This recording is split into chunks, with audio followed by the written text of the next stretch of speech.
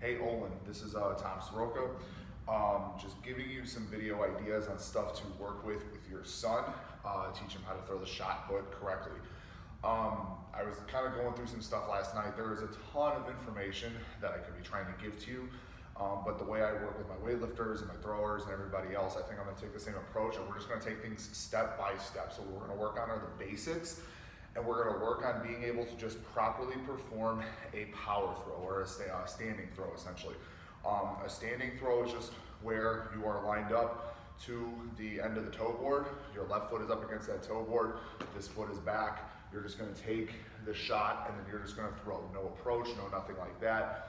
I feel like in 8th grade, junior high, like when people are usually introduced to the shot, most of those, the basics are kind of overlooked and all that stuff. So real quick, in case you don't know, we're gonna go ahead and take a second and we're just gonna go over some of the basics. We're just gonna essentially, for right now, just start with, footwork, all that stuff.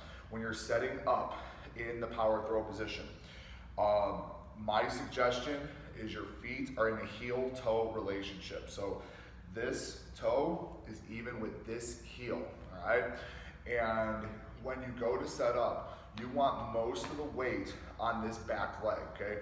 You want that leg stacked right underneath the hip. You want the weight over on top. This leg, not as much weight on there. A good drill that my high school coach used to do with us all the time is he would have us put a towel in our shirt and have it hang down, and that would just kind of tell you if the towel was lined up right with the leg, you had a good amount of weight on that leg. Nextly, with your upper body. I only have a 10-pound medicine ball. I don't have any shots here at the gym. But when you're throwing, I'll walk a little closer so you can see. You don't want to palm the shot like you're trying to throw it, okay? You want that weight, if I were to put through here, you want it to sit more along the ridge of the hand. Like right here is where most of that weight should be, because ideally when you go to throw, you want to be able to get a flick off the shot. When you hit that power position, you get that good push. You want to get a little bit of a flick with the hand and not so much of a palm style like put. So when you get the shot in your hand,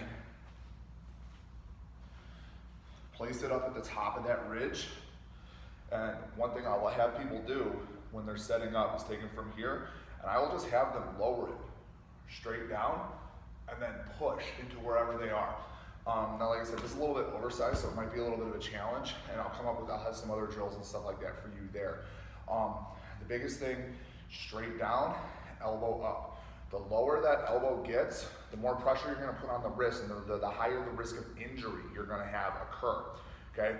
So we want that elbow up nice and high, maybe a little dropped, but we don't want it completely stacked underneath here because it's gonna put a lot of pressure on that wrist, like I said, it could lead to injury. Now this left arm doesn't do a ton, but you want to still keep it active. So as I'm setting up, again, I'm going to set up in my heel-toe relationship. Weight is over that right. Shot is set right through here. This arm, what we're going to try to do is we're going to rotate and we're going to reach way back, okay? Now when I do that, two things I want you to keep in mind. I want the weight on the ball of the foot here. I don't want you flat-footed, and I'll explain. I have a drill to kind of help reinforce that in a minute too. Want the weight over on the ball of the foot. You want to be up on the balls of the feet, reaching back. My high school coach, my college coach used to use the analogy, grab Bugs Bunny's ears and pull him out of the hole. So when you set up, you want to take your chest, turn your chest and your head looking directly back at like 12 o'clock, all right? So shot is set, weight is on the ball of the foot, arm is out, and you're just going to turn and you're gonna reach. Now you don't have to get too low, but we wanna get a little bit of a bend in that leg because the more of a bend we can get, the better drive, all right? When you are driving out of that back, that push should come with the left and you are pulling with the left, or I'm sorry. You're pushing on the right side, you're pulling on the left side. And what I mean by that is as we're setting up here and we're going through, the right side is pushing, and at the same time, if I've grabbed Bugs Bunny's ears, I got a little bit of a fist going on here, I am pulling through that left leg, and then continuing to push through the right. That left leg is pulling down into the ground. Right leg is rotating and pushing. And then that right arm pushing straight out. We don't want you going, here. We don't want you going way up here. We want a nice, middle of the road angle, pushing out through here. And then that left arm.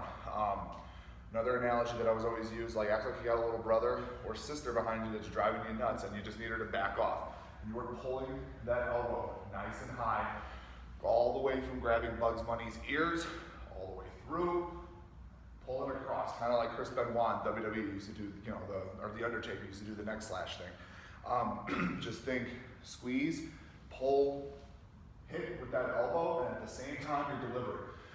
Biggest thing on the finish is we want that chest up. We don't want to look down. I like to tell people that where your head goes, your butt's going to follow. So if you're looking down at the ground, chances are you're going to fall over the top of the toe board, and nobody wants that. So we want you to keep that chest and that head up as you are getting through the finish and pushing straight out over. Now, once you've hit that finish, you can step over with this leg, but you don't want to step over the toe board. So if you need to take a couple steps back so you can hit and step through, that's great. Biggest thing though is we don't want to prematurely step over. So again, I have another drill for you to work on with that thing, okay? So that's the rundown, that's the basics of the power throw. If you have any questions, please send me videos, let me know, and we'll kind of keep going from there.